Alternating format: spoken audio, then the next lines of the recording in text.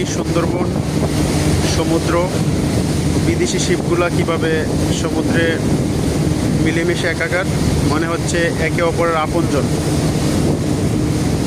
মূলত বিদেশ থেকে শিপগুলো এসে সুন্দরবনের চ্যানেলে অবস্থান করে। এখান থেকে পরবর্তী সময় বাংলাদেশের যে কার্গো শিপগুলি, ওইগুলা দিয়ে বাংলাদেশে যে মালামালগুলো বিদেশ থেকে আসে ওইগুলো নেওয়া হয়।